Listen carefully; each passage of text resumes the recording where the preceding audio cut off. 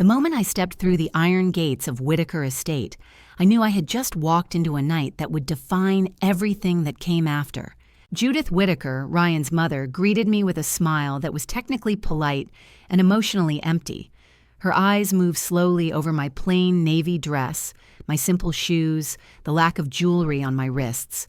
I watched her do the math in real time, calculating my background, my value, my usefulness, and deciding I had none. She leaned toward her son, Ryan Whitaker, and whispered something she clearly thought I wouldn't hear. But I did. She said I looked like someone who should be grateful just to be standing in that house. That was the moment I knew this evening was going to be very interesting.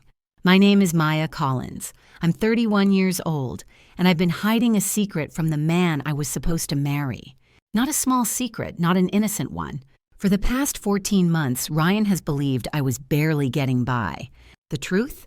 I make more in a single month than most people around that table make in a year. I'm a senior systems engineer at a major tech firm in Seattle, Washington. I've built platforms used by millions, negotiated contracts worth 7 figures, and earned my position without anyone's last name or approval. I live simply by choice, not necessity. But Ryan thought I was struggling. I never lied to him.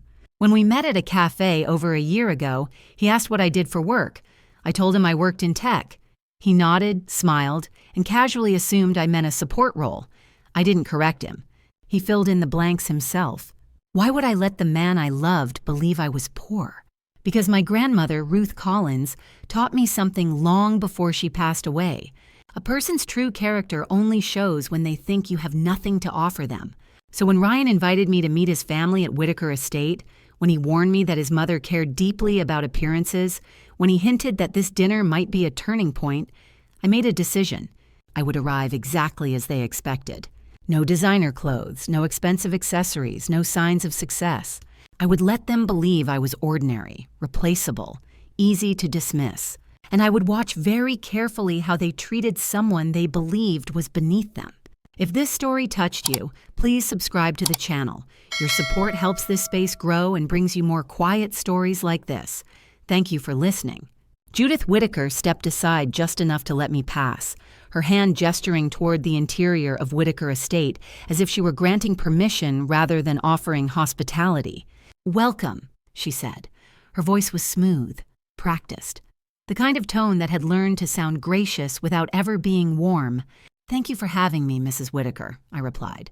Her eyes flicked, quick and sharp to my hands. No rings, no bracelet, nothing that hinted at status. Satisfied, she turned away. Inside, the house was exactly what I had expected, and somehow more revealing than I'd imagined. Marble floors polished to a mirror shine, oversized art chosen for scale, not meaning. Furniture that looked expensive and uncomfortable, as if no one had ever been meant to relax there. Ryan walked beside me, his hand hovering near my back, uncertain. When he finally rested it there, it felt performative, like a gesture meant to be seen rather than felt. "You okay?" he whispered. "I'm fine," I said, and I was, more than fine. In the living room, Leonard Whitaker stood near a wall of windows, a drink already in hand. He turned as we approached, his smile polite but distracted, the smile of a man used to evaluating people quickly and moving on. "So this is Maya," he said. "Nice to finally meet you." His handshake was firm, assessing. His eyes lingered a second too long. "This is my daughter, Vanessa," Judith added. Vanessa Whitaker didn't bother to hide her appraisal. She looked me up and down openly, lips pursed slightly, then nodded once, as if confirming something she had already decided. "Hi," she said. Just that, no effort. Dinner was announced shortly after. The dining room table stretched longer than necessary, set with precision. Multiple forks, multiple glasses, an unspoken test for anyone unfamiliar with the rules. I sat quietly, smoothing my dress, aware of Judith watching me with interest that bordered on anticipation. I picked up the correct fork. Her disappointment was subtle, but it was there. "So Maya," Judith said as the first course was served, "Ryan tells us you grew up in Wisconsin." "Yes," I said, "Madison." "Oh," Vanessa replied lightly, "not exactly known for opportunity." Ryan shifted in his chair. "I liked it," I said. "It taught me how to focus." Leonard chuckled. And what do your parents do? They passed away when I was young, I answered calmly. My grandmother raised me. Judith's expression changed, just slightly. That must have been difficult, she said, without strong guidance. My grandmother was very strong, I replied. Vanessa smirked into her wine. And what exactly do you do now? Judith asked. Ryan says you work in tech. Yes. In what capacity? Vanessa pressed. I support large-scale systems, I said. Judith nodded, satisfied. Support roles are important. Every company needs people like that. People like that. Ryan stared at his plate. Halfway through dinner, Vanessa leaned back casually. I ran into Isabella Moore last week, she said. The name landed with precision. Ryan's shoulders stiffened. Oh, Judith said. How is she? Thriving, Vanessa replied. Her family just expanded their logistics arm. Very impressive. Judith smiled wistfully. She was always such a good fit for this family. I looked at Ryan, his jaw tightened, eyes fixed forward. I'm sure she's doing well, I said evenly. Vanessa blinked, thrown off by my lack of reaction. Judith tilted her head toward me. I do hope you won't feel overwhelmed by our lifestyle, Maya. It can be a lot for someone from a simpler background. Simpler. I smiled. I've learned that comfort has very little to do with surroundings, I said, and everything to do with how people treat each other. Judith's smile tightened. Dessert arrived soon after, but the atmosphere had already shifted. The questions grew thinner, the politeness sharper. Ryan made a few weak attempts to redirect the conversation, but he never challenged anything directly. That told me more than any insult could. When dinner finally ended, Judith stood. Well, she said, folding her hands, this has been enlightening. I met her gaze. It has. As we prepared to leave, Judith placed a hand on Ryan's arm and looked directly at me. We'll see how things progress, she said. I nodded politely. Yes, I replied, we will. As Ryan walked me toward the door, his grip tightened. I'm sorry, he murmured. They can be a bit much. I know, I said. What I didn't say was this. I hadn't come to Whitaker Estate hoping to be accepted. I had come to see the truth, and I had already seen enough to know this was only the beginning. Judith insisted on coffee, not because anyone needed it, but because the evening, in her mind, wasn't finished until every boundary had been tested and every assumption confirmed. She led us into a sitting room overlooking the back gardens, a space designed for quiet judgment rather than comfort. Leonard drifted toward the windows with Ryan, already speaking in low tones about market pressure and upcoming decisions. Vanessa excused herself to take a call, her heels clicking sharply as she disappeared down the hall. That left Judith and me. She poured the coffee herself, an act that felt deliberate. Control disguised as courtesy. So, she said, handing me a cup, how are you finding all of this? It's impressive, I replied. Impressive can be intimidating, she said. Some people mistake it for unfriendliness. I don't, I said. I think it's honest. Her lips curved slightly.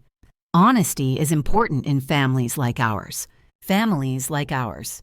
Before I could respond, a voice cut in from behind. I was wondering when you'd say that. I turned to see an older man standing near the bookcase, silver-haired, sharp-eyed, holding his cup like an afterthought. Judith stiffened. Charles, I didn't realize you were still here. I was enjoying the conversation, he said mildly. He stepped closer and extended a hand. Charles Denton. Maya Collins. He smiled. I know. That caught my attention. Ryan mentioned you, Charles continued. Said you were thoughtful. Ryan shot him a look. Charles's gaze lingered on me, not appraising, but curious. Your grandmother, he said suddenly. What was her name? I answered without hesitation. Ruth Collins. For the first time that evening, someone else lost composure. Charles's eyebrows lifted slightly. He studied my face, then nodded once, as if a piece had finally clicked into place. I thought so, he murmured. Judith cleared her throat sharply. Charles has known this family a very long time. Long enough, he agreed, to recognize patterns. Judith's smile hardened. Maya should be heading home. It's been a long night. A dismissal. Ryan rejoined us moments later, tension written plainly across his face. Everything okay? He asked me. Yes, I said. Perfectly fine. Judith placed a hand on his arm. We'll talk later. The drive back was quiet. Ryan gripped the steering wheel tightly, eyes fixed on the road. Streetlights passed over his face, revealing flickers of something unsettled. Guilt, perhaps, or calculation. "I'm sorry about my mother," he said at last. "She means well, she just worries." "About what?" I asked. "About alignment," he replied. "About futures." "I see." "She comes from a different world," he added. "So do I," said softly. "Just not the one she imagines." He laughed, assuming I was joking. When he dropped me off at my apartment, he kissed me longer than usual, as if trying to reassure himself that things were still where he left them. "I love you," he said. I smiled. "Good night, Ryan." The moment his car disappeared, my expression faded. Inside, my apartment felt calm, grounded, untouched by the evening's theater. I changed into comfortable clothes, poured a glass of water, and opened my laptop. I didn't start with the Whitakers. I started with Isabella Moore. Public profiles, press mentions, corporate announcements. Her family's company wasn't just successful, it was strategically positioned. Logistics, distribution, regional access, the kind of infrastructure companies partnered with when they were cornered. Then I turned to Whitaker Holdings. The picture sharpened quickly. Overextended credit lines, aggressive expansion during favorable cycles, inventory lag, a looming renegotiation with a key manufacturer. This wasn't about prestige. It was about survival. By the time I closed my laptop, it was nearly 2 a.m. My phone buzzed. A message from Ryan. "Did you get home okay?" I stared at it for a moment, then typed back, "Yes, thank you." I lay awake afterward, staring at the ceiling, my grandmother's voice drifting back to me with uncomfortable clarity. When people think you're powerless, they stop hiding who they are. Judith hadn't hidden anything. Neither had Vanessa. But Ryan had said just enough, avoided just enough, let things happen without ever stopping them. The next morning, as I dressed for work, I realized something important. I hadn't gone to Whitaker Estate to be liked. I had gone to see whether the man I loved would stand up when it mattered. And so far, he hadn't. The test wasn't over. But the results were already beginning to speak. The days that followed slipped into an uneasy routine. Ryan called every evening, sometimes twice. He asked about my meetings, my deadlines, what I'd eaten for lunch. He listened attentively, responded with practiced concern, told me he missed me. If I hadn't known better, I might have believed him. But something had shifted. His phone was never far from his hand now. When it vibrated, his eyes flicked down automatically before he masked the reaction. He had begun turning slightly away when he answered messages, lowering his voice even when there was no one around. I didn't mention it. I rarely had to anymore. Patterns speak louder than confessions. Judith called on Thursday. "Maya," she said pleasantly, as if our last interaction had been warm. "I was thinking it might be nice for us to spend more time together, just family." "That's kind of you," I replied. "Ryan mentioned you've been quite busy," she continued. "Work can be consuming, especially when one doesn't have much flexibility." There it was. "Yes," I said, "it can be." She paused, recalibrating. "We'll find a time." After we hung up, I opened my laptop. Not to work, to verify. I mapped timelines carefully. Ryan's late nights, Isabella Moore's public appearances, Whitaker Holdings' quiet movements behind the scenes. Nothing definitive yet, but the gaps were narrowing. The story they were trying to tell didn't align cleanly anymore. On Saturday evening, Ryan asked me to dinner. A new restaurant, upscale, intentional. Halfway through the meal, he reached across the table and took my hand. "My parents like you," he said. I raised an eyebrow. "That's a generous interpretation." "They just need time," he insisted. "They worry about stability." "Stability for whom?" He hesitated. "For all of us." I studied his face. He looked sincere. That was the most troubling part. "Ryan," I said gently, "is there anything you want to tell me?" His grip tightened slightly. "Why would you ask that?" "Because I'm giving you the chance." He searched my expression, perhaps looking for accusation. He found none. "No," he said finally, "there's nothing." I nodded. "All right." We finished dinner in relative quiet. He walked me to my car, kissed my cheek, told me he loved me again. I believed that he believed it. The following Tuesday, I stayed late at the office. Not because I had to, because I wanted to. At 9:30, as I shut down my computer, my phone buzzed. A notification. A tagged photo. Ryan. A familiar profile across from him. Isabella Moore. The image wasn't dramatic. No hands held. No obvious intimacy. Just proximity. Leaning in. Shared smiles. The kind that don't belong to strangers. The timestamp told me everything. I saved the photo. Not out of anger. Out of clarity. I didn't confront him that night, or the next day. Instead, I met Charles Denton for coffee. He chose a quiet place near the waterfront, understated and discreet. The kind of location where conversations didn't echo. "You saw it coming," he said after I told him. "Yes. And you're not surprised." "No." He nodded. "They're desperate. That makes people sloppy." "Isabella?" I asked. He smiled thinly. "Strategic. Her family controls exactly what the Whitakers need. They've been circling each other for months." "And Ryan?" "He's compliant," Charles said. "That's his greatest flaw." I exhaled slowly.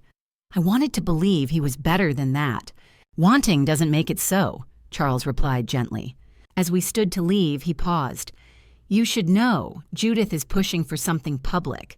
I met his gaze. "An engagement?" "Yes." I smiled faintly. "Of course she is." That night, Ryan called.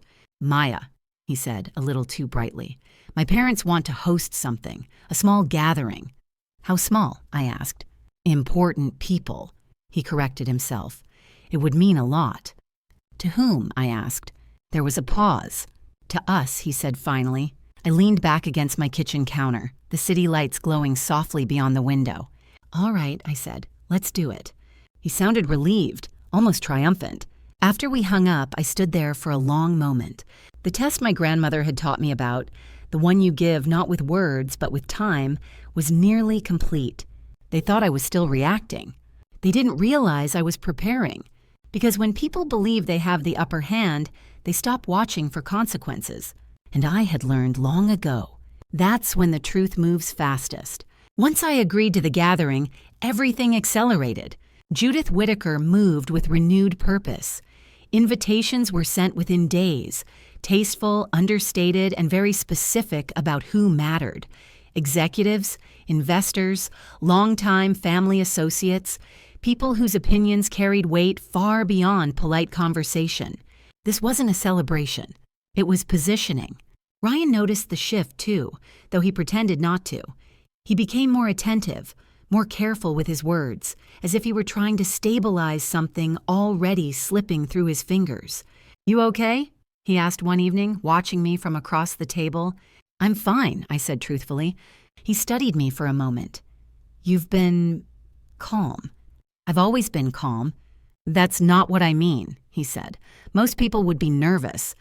"About what?" He hesitated. "About meeting expectations." There it was again, that phrase. Expectations, as if they were weather, inevitable, impersonal, impossible to challenge. "I don't live my life around expectations," I said. "I live around choices." He smiled, but something in his eyes tightened. The date was set, the location confirmed. Whitaker Estate once again. Judith called me the night before. "Maya," she said warmly, "I just wanted to say how pleased I am that you agreed to this." "I'm glad," I replied. "This family values unity," she continued. "Appearances matter, especially in uncertain times." "I understand," I said. She paused. "Do you?" "Yes," I said evenly, "perfectly." She hung up shortly after, satisfied. I slept well that night. The morning of the gathering, I didn't rush. I moved through my apartment slowly, deliberately, showered, ate breakfast, reviewed a few documents on my tablet. Not because I needed to, but because I liked knowing exactly where things stood. Then I opened my closet. At the front hung the dresses Ryan had seen me wear. Simple, neutral, unremarkable. Behind them, untouched, was another section entirely. I chose carefully. Nothing loud, nothing theatrical, just undeniable. When I arrived at Whitaker Estate, I parked my car myself. I wanted the walk. The house looked the same as before. Imposing, polished, confident. But confidence built on assumption is fragile. I could feel it now, humming beneath the surface. Inside, the gathering was already underway.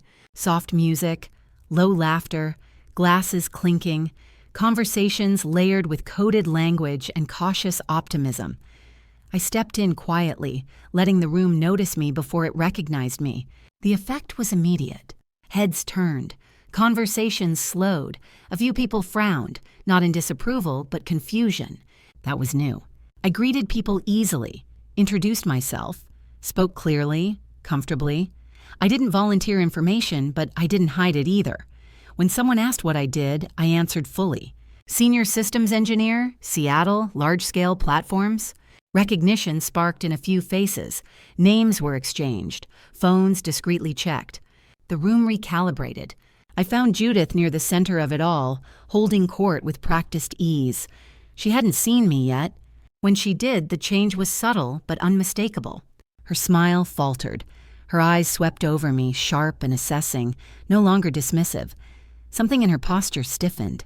"Maya," she said, stepping forward, "you look lovely." "Thank you," I replied. "You've done a wonderful job." She searched my face. "I don't think we've had the chance to really talk." "Not properly," I agreed. Ryan appeared beside her moments later. His reaction wasn't subtle at all. He stopped short. "Maya," he said quietly, "you look different." "I look like myself," I replied. He opened his mouth, then closed it again. Judith recovered first. "Everyone," she said lightly, "if you'll excuse us for a moment." She leaned closer. "What is going on?" "Nothing unusual," I said. "I'm just not hiding anymore." Her jaw tightened.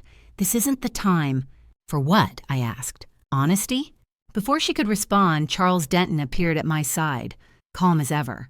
"Judith," he said pleasantly. "Quite the turnout." She forced a smile. "Charles, I didn't realize you'd be attending." "I thought it would be educational," he replied.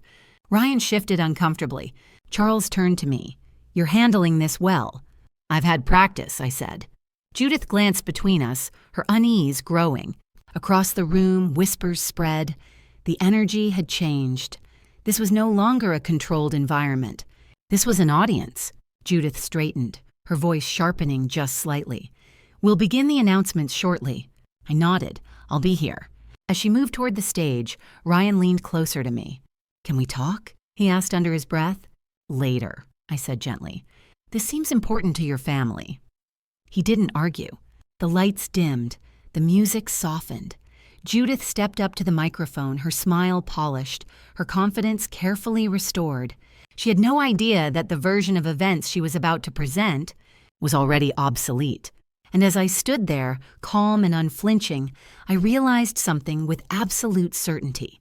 They thought this gathering was meant to secure their future. They didn't yet understand. It was about to expose it. Judith waited for the room to settle before she spoke. She had perfected this moment over decades. The slight pause, the measured smile, the illusion of warmth that suggested generosity rather than control. "Thank you all for coming," she began. "It means so much to our family to see so many familiar faces gathered here tonight." Polite applause followed.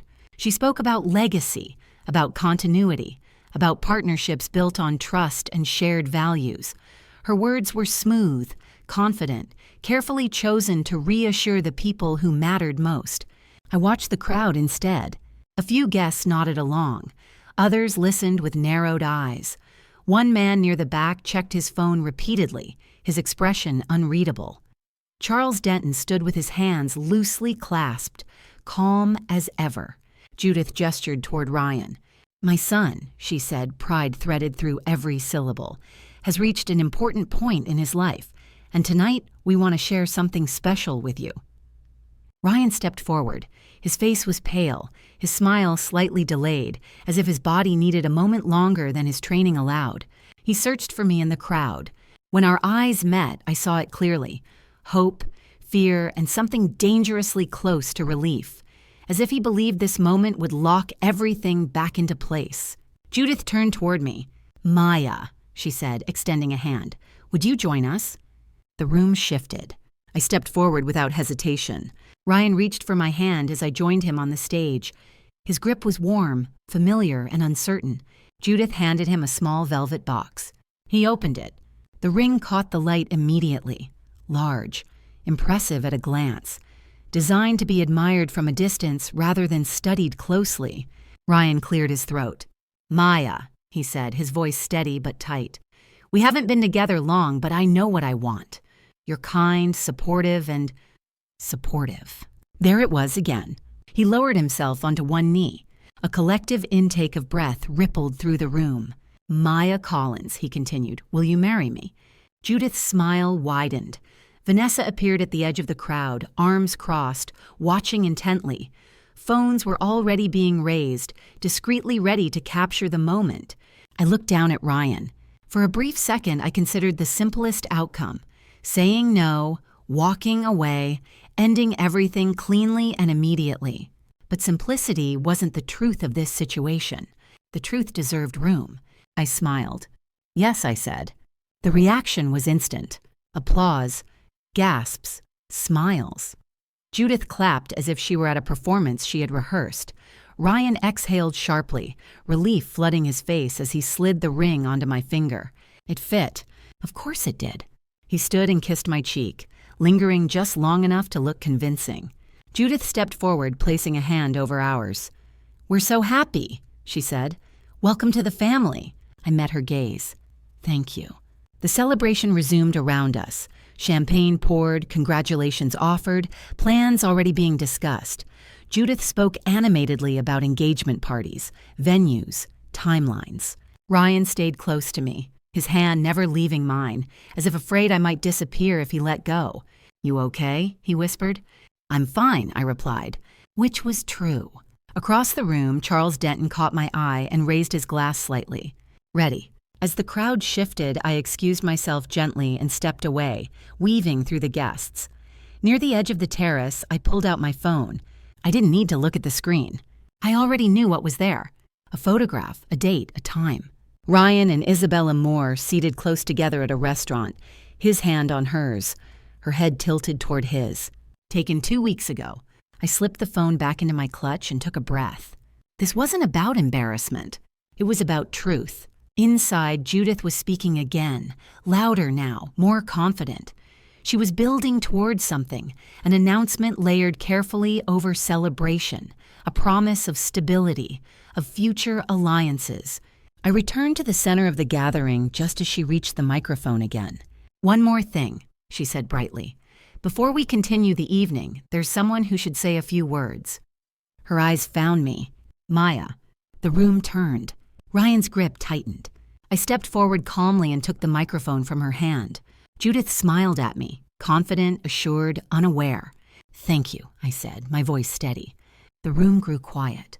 "I'd love to say a few words," I continued, "because tonight is important, for all of us." Ryan looked at me, confused. I met his gaze and smiled softly. "And there's something everyone here deserves to understand." The silence deepened. Judith's smile began to falter, and for the first time that evening, I knew with certainty they no longer controlled what came next. I didn't rush. Silence, when held long enough, becomes heavier than sound. I let it settle over the room before speaking again, my eyes moving slowly across the faces turned toward me. Executives, investors, family friends, people who understood leverage, people who recognized tension even before it announced itself. "When I first came to Whitaker Estate," I said calmly, "I made a choice." Judith stiffened almost imperceptibly. "I chose to arrive exactly as I was expected to," I continued. "Simple, quiet, easy to overlook. I wanted to see how I would be treated when it appeared I had nothing to offer." A murmur rippled through the crowd. Ryan's hand tightened around mine. "Maya!" I gently freed myself from his grip. "What I learned," I said, "was very clear." I turned slightly, meeting Judith's gaze. I learned how quickly assumptions are made, how casually respect is withheld, and how comfortable some people are using others as placeholders while negotiating something they believe is more valuable. Judith's smile froze. Vanessa's head snapped up. Ryan went still. "I wasn't meant to hear certain conversations," I went on, "but I did. Conversations about timing, about optics, about keeping options open with Isabella Moore while plans were finalized." A sharp intake of breath cut through the room. Ryan stepped forward. "This isn't—" I raised a hand not to silence him, but to steady myself. "I gave Ryan a chance," I said evenly. "More than one. I asked him directly if there was anything he wanted to tell me. I turned to him now, and he said no. The room felt smaller, closer. I reached into my clutch and took out my phone. "This," I said, holding it up, "was taken 2 weeks ago." The image appeared on the screen behind us, projected, undeniable. Ryan, Isabella, hands intertwined. The reaction was immediate. Whispers erupted. A few people turned away instinctively as if distance could protect them from association. Someone near the front lowered their phone slowly, no longer recording. Ryan's face drained of color. "That was business," he said hoarsely. "You don't understand." "I do," I replied, "perfectly." I turned back to the audience. "There's more," I said, because this evening was never just about an engagement. Judith found her voice. "This is inappropriate," she snapped. "You're embarrassing yourself." "No," I said quietly. "I'm being precise." I nodded once toward the edge of the crowd. Charles Denton stepped forward holding a thin folder. "Whitaker Holdings," I continued, "is not as stable as it appears. Overextended credit, declining margins, a pending renegotiation that hasn't gone as planned." Leonard Whitaker rose halfway from his seat, then sank back down. "The proposed alignment with the Moore family," I said, "was not about love. It was about survival." Gasps, sharper now. Judith's composure finally cracked. "You have no right." "Everything I've said is documented," I interrupted calmly. "Public filings, financial records, timelines anyone here is welcome to verify." Charles extended the folder toward a man near the front, an industry representative whose opinion carried weight. "I've reviewed these materials," Charles said evenly. "They're accurate." The man took the folder, flipping through it slowly, his expression tightening with each page. Vanessa stood abruptly. "This is a lie." I looked at her. Expense reports don't lie. The room went very still. I reached up and removed the ring from my finger. The stone caught the light, brilliant and hollow. "I will not be marrying Ryan Whitaker," I said. I turned to him and placed the ring gently into his palm. "I said yes tonight for one reason only," I continued, addressing the room, "because truth needs space. And sometimes the only way to reveal it is to let people believe they've already won." Ryan stared at the ring, his hands trembling. "This engagement," I said, my voice steady, "was never real." Judith tried to speak again, but no sound came out. I set the microphone back on the stand. "I hope everyone here takes one thing from tonight," I said. "How people treat those they believe are powerless tells you everything you need to know about who they really are." I stepped down from the stage. No one stopped me. Behind me, the Whitaker future began to unravel, not with shouting or spectacle, but with something far more damaging. Recognition. I didn't stay to watch the collapse. I stepped off the stage, walked through the stunned silence, and let the night air meet me at the edge of the terrace. The sound behind me, voices overlapping, chairs shifting, someone calling Judith's name, felt distant, as if it belonged to another room, another life. For a moment, I simply stood there. Then I breathed. Footsteps approached, measured, familiar. Maya. Charles Denton stopped a few feet away, giving me space rather than sympathy. "It's moving already," he said quietly. "People are leaving. Calls are being made." I nodded. "That was always going to happen." He studied me. "Are you all right?"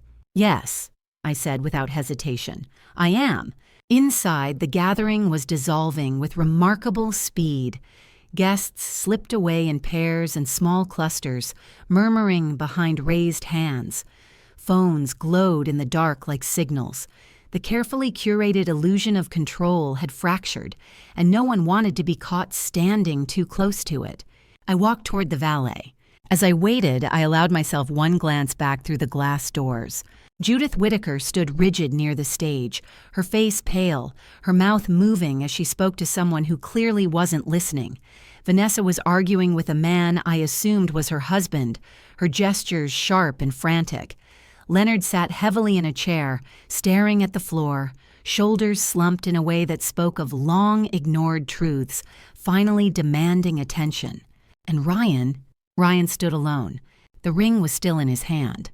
When he saw me looking, he took a step forward, then another. His expression was unreadable. Shock, regret, something that might have been anger. "Maya," he said, reaching the door. I stopped. We stood there, separated by a single pane of glass and everything else that had come before. "I never meant for this to happen," he said. "You have to believe that." "I do," I replied, "and that's the problem." He swallowed. "I cared about you." "I know," I said gently, "just not enough to tell me the truth." For a moment, he looked like he might argue. Then his shoulders fell. "There was pressure," he said. "My mother—" "Ryan," I interrupted softly, "at some point, pressure becomes a choice."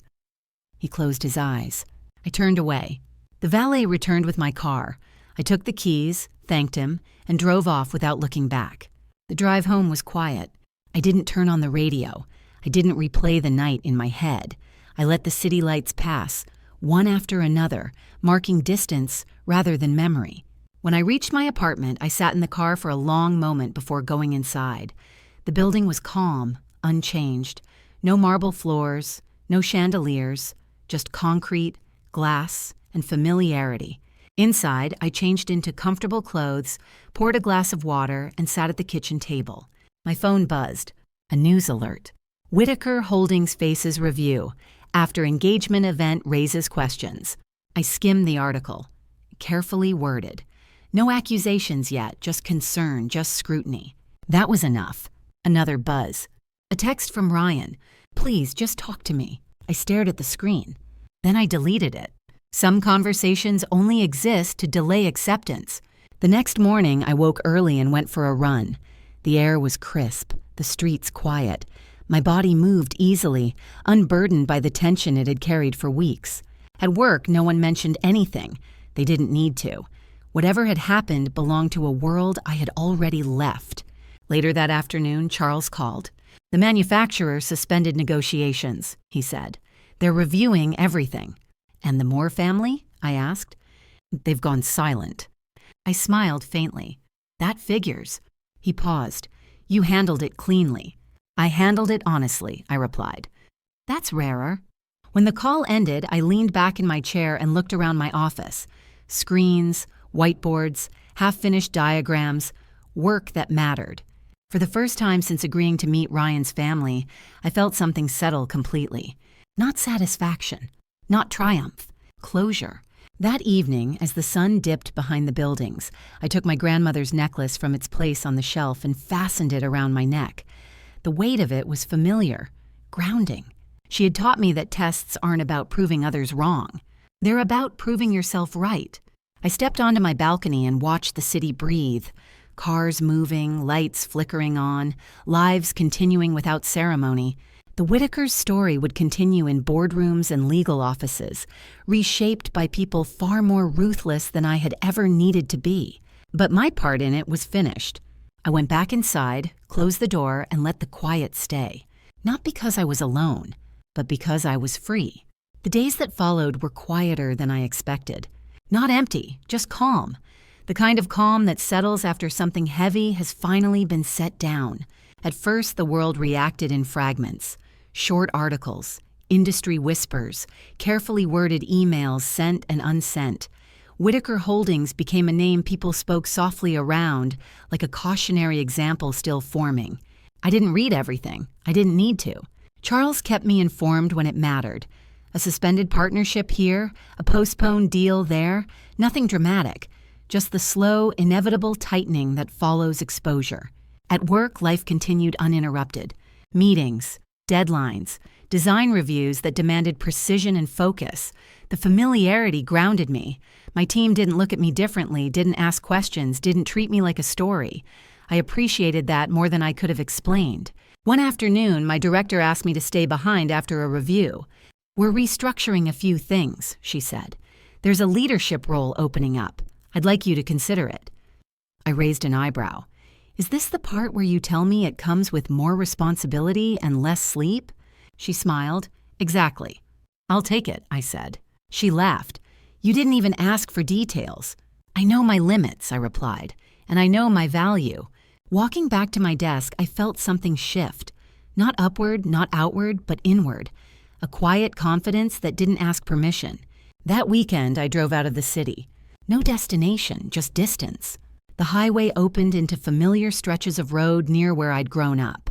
Fields, small towns, places where no one cared who my fiancé had been or which family name had lost its shine. I stopped at a cafe near the lake and sat by the window with a notebook and coffee. For the first time in weeks, I let myself think about my grandmother without the weight of comparison. She had lived simply by choice, not by limitation. She had known exactly who she was long before anyone else needed to. I understood her better now. When I returned to the city that evening, my phone buzzed with a message from a number I hadn't saved. "Maya, this is Judith Whittaker." I stared at the screen for a long moment. Then I set the phone face down and didn't respond. Some conversations don't deserve a reply. Silence, used correctly, is not avoidance. It's clarity. A few days later, I ran into Ryan again. Not at an event, not in a restaurant, at a bookstore. He was standing in the philosophy section, holding a book he clearly hadn't chosen yet. When he saw me, his face registered surprise before settling into something more subdued. "Maya," he said, "I didn't expect to see you." "I come here often," I replied. He nodded, shifting his weight. "I wanted to apologize again." "I know," I said gently, "and you have." He hesitated. "I'm not who I thought I was." "That realization," I said, "isn't nothing." He smiled faintly. "You seem different." "I am," I said, "but not because of what happened, because of what ended." We stood there for a moment longer. Then he nodded and stepped back, understanding, finally, that there was no space left to occupy in my life. I watched him leave without regret. Weeks passed. The Whittaker name faded further from relevance. Not erased, nothing ever truly is, but repositioned. A reference point, not a destination. One evening, Charles invited me to dinner. "You don't owe me," I told him. "I know," he said. "That's why it's dinner, not business." We talked about everything except the past, travel, ideas, people we admired. When we parted, he said something that stayed with me. "Some families build power by closing ranks," he said. "Others build it by knowing when to let go." That night, back in my apartment, I stood by the window and looked out over the city. Lights everywhere. Stories unfolding without ceremony. I wasn't thinking about revenge. I wasn't thinking about justice. I was thinking about alignment. My life no longer required shrinking, pretending, or testing. The lesson had been learned. The answer had been given. And for the first time in a long while, I wasn't preparing for anything. I was simply moving forward, steady, unencumbered, and entirely my own. The closure didn't arrive with a single moment. It arrived gradually through small confirmations that I was no longer orbiting someone else's expectations. The first confirmation came at work. My new role became official on a Monday morning, announced in a brief meeting that focused more on future objectives than past achievements. I appreciated that. No ceremony, no unnecessary praise, just trust. As the weeks went on, I noticed something subtle but important. People listened.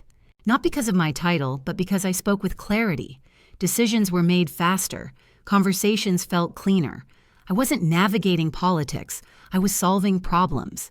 That had always been my strength. One afternoon, while reviewing a system architecture with my team, I caught myself smiling. Not because things were easy, but because they were honest. No hidden motives, no games. I realized then that I hadn't thought about the Whittakers all day. That felt like progress. The second confirmation came unexpectedly. A business journal published a longer piece, careful, restrained, about Whittaker Holdings. It outlined the investigation, the leadership shakeups, the paused partnerships. Judith's name appeared only once, framed neutrally, almost politely. Ryan's name wasn't mentioned at all. That omission said more than any headline could. I closed the article and went back to my work. The third confirmation was personal. One evening, as I was leaving the office, my phone rang. The number was unfamiliar, but something made me answer. "Maya," a woman's voice asked. "Yes. This is Isabella Moore." I paused. "I'm not calling to argue," she said quickly, "or to defend anyone. I just needed to say something." I waited. "I didn't know the full story," she continued. "Not at first, and when I did, I realized I had allowed myself to become part of something dishonest." Her voice was steady, but there was an edge of regret beneath it. I'm stepping away, she said, from all of it. I considered my response carefully. That's your choice, I said, and it matters. There was a brief silence. I hope you know, she added, that what you did took courage. Thank you, I replied. I hope you find what you're looking for. When the call ended, I felt no satisfaction, just relief. Later that night, I opened my grandmother's notebook again. I hadn't finished it. Some entries I saved for moments when I needed grounding. One line stood out. When people reveal themselves, don't argue with the truth they show you. I closed the notebook and set it aside. That lesson had carried me further than any strategy ever could. As summer edged toward fall, my life found a new rhythm. Mornings filled with intention, evenings that belonged entirely to me, weekends that didn't require recovery from emotional labor. I took a class I'd been putting off for years. I reconnected with an old friend. I spent an entire Saturday doing absolutely nothing and felt no guilt about it. Freedom, I was learning, isn't dramatic. It's quiet. One night, while standing on my balcony, I watched the city lights flicker on, one by one. Each window a story, each person carrying something forward, leaving something behind. I thought about the woman who had first walked into Whitaker Estate, carefully dressed, deliberately underestimated, prepared to observe rather than confront. She had needed answers. I had found them. But I had also found something else. I no longer needed to test people to understand them. I no longer needed to hide parts of myself to feel safe. The lesson had been expensive, but it had been complete. My phone buzzed once more that night. A message from Charles. It's finished. The investigation concluded, quietly. I typed back, good. That was all. I stayed on the balcony for a long moment after that, letting the night air settle around me. Not waiting, not planning, just present. The story that had begun with doubt and deception was nearing its end, not with triumph, but with certainty. And certainty, I had learned, was the strongest foundation of all. The last thing to disappear wasn't the Whitaker name. It was the weight of it. I realized that on an ordinary Tuesday morning, standing in line for coffee near my office, the barista handed me my cup, smiled, and asked if I wanted my usual. No hesitation, no curiosity, just familiarity. In that moment, I understood something simple and final. I was no longer carrying anyone else's narrative. The investigation concluded without spectacle, no dramatic announcements, no public apologies, just quiet outcomes that spoke for themselves. Partnerships dissolved, assets redistributed, leadership replaced. Whitaker Holdings became a case study rather than a presence. Judith Whitaker retreated completely. Vanessa resurfaced briefly in a different city, attached to a different venture, as if geography could erase memory. Leonard sold what remained and stepped away from public view. Ryan never reached out again. That, more than anything else, told me he had finally accepted the truth, not about me, but about himself. My own life moved forward with an ease I hadn't anticipated. The new division I led grew faster than projected, not because I pushed harder, but because I built it differently. Clear expectations, direct communication, no room for ambiguity disguised as politeness. People thrived in that environment. One afternoon, a colleague stopped by my desk and said, "It's easy to trust decisions here." I thanked her, but what I wanted to say was this: trust is what happens when people stop hiding. On the anniversary of my grandmother's passing, I took the day off. I drove to the small cemetery outside the city, carrying nothing but her notebook and the pendant she'd left me. I sat on the grass and reread the final entry. You will know you are free when you no longer need to be chosen. I closed the notebook and let the words settle. I am, I said quietly. The wind moved gently through the trees. No sign, no response. I didn't need one. That evening, back in my apartment, I opened my closet and looked at the clothes I'd worn through every version of this story. The simple dresses, the carefully neutral choices, the one outfit that had marked the end. I packed the last of it away, not as a reminder, as a release. Later, I stood by the window, city lights stretching endlessly below. Thousands of people moving through their own stories, each believing their moment was permanent. I knew better now.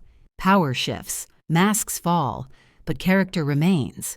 I thought briefly of the woman who had walked into Whitaker Estate months ago, quiet, observant, underestimated by design. She had needed proof. She had needed clarity. I felt no regret for her. She had done exactly what she needed to do. But I was no longer her. I no longer needed tests to understand people. I no longer needed silence to protect myself.